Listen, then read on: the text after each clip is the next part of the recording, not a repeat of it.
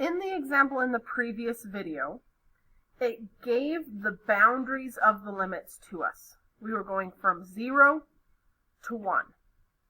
But very commonly when we do problems like these, it's not going to give the boundaries to you. For example, let's say all you know is I have this one and this one. And you would be responsible for finding where those x values are. And that would make your limits for your integral from this point to this point. And that's how they usually are on the AP Calculus test, is they say you need to find what those limits are. The best way to do that is set one of your equations equal to the other and then solve it. And when you solve that, that will give you your limits.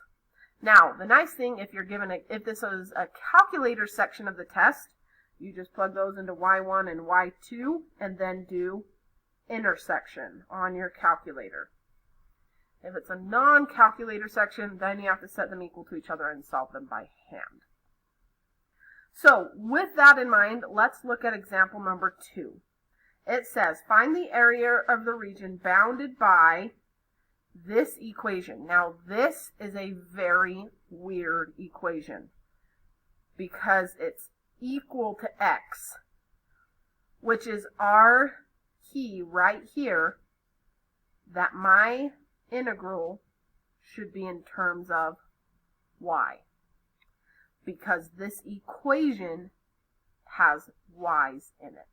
It's in terms of y, not in x. Which means if I'm going to be in terms of y, I had better get this equation to be in terms of y as well. So let's minus 1, so we get x equals y minus 1. And now we have both equations in terms of y, meaning they're equal to x. Now I want to start this off by plotting both of these equations just so we can kind of get a visual of what's going on here. I find that usually helps with these kinds of problems because when you can visually see it, then you kind of can see what to do next. So I'm going to start that with this, a t-table. So I'm going to come up with some values for y. Now let's give myself a little more room for my t-table. And I'm just taking them from here. These are my values of y that are on my graph. If it doesn't give you a graph, just pick some values of y. Now I'm going to plug these in here. So first one is negative 2. Negative 2 squared is a positive 4, minus 3 is 1. Negative 1 squared is a positive 1, minus 3 is a negative 4. 0 squared minus 3 is a negative 3. 1 squared minus 3 is a negative 2. Oops, I totally did that one wrong too, didn't I? Oops, there we go, fixed. And 2 squared is 4 minus 3 is 1. Now I plot these. 1, comma, negative 2. Negative 2, comma, negative 1. Negative 3, comma, 0. Negative 2, comma, 1, and 1, comma. So it's going to look like this, a sideways parabola, which makes sense because it's squared, which is a parabola shape, but now since it's y squared, that's what makes the parabola flip onto its side. Now let's graph this one. So this one's a linear, so y-intercept is 1. Slope is 1 over 1. So rise 1, run 1. So it should look like that. So it looks like the area between the curves is that. That's what I'm looking for. So now let's think of our limits.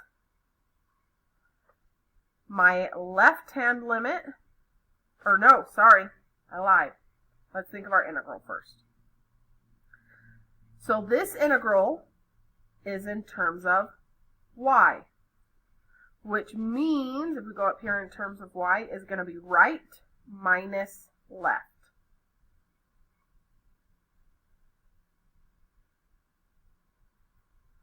And my limits should be y values. That's why I know I did an oops before, because I was doing this as a limit, but that right there is an x value, when my limits should be y values. So that means my limit's going to go from here to there, from this y value to this y value, lower y to upper y.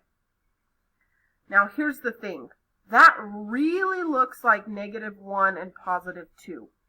But I guarantee you, if you assume that on a calculator portion of the test, you're going to get it wrong.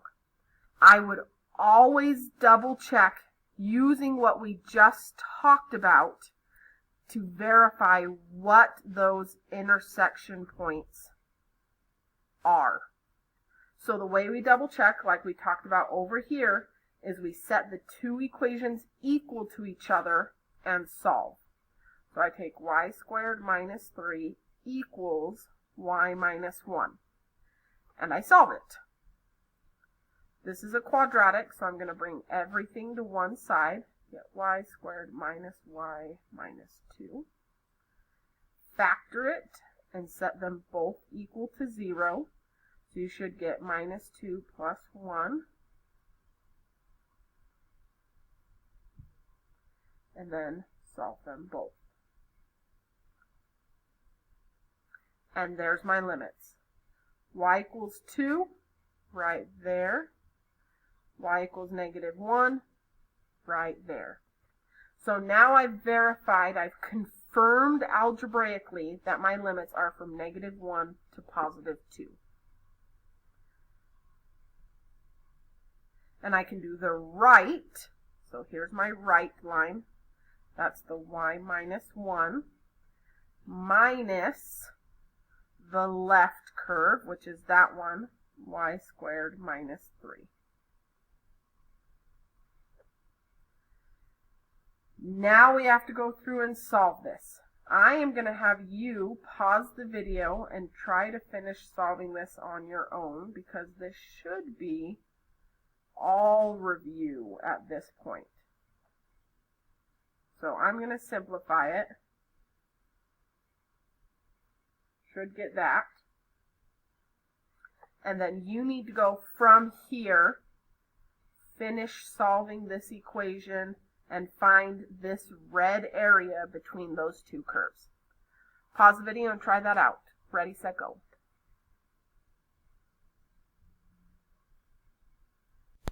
Welcome back. Check what you got with what I got. If you did not get these answers, go back and figure out where you went wrong. If you got that, you're good to go. In the last video, we'll do the last problem in our notes, which is a short, fast.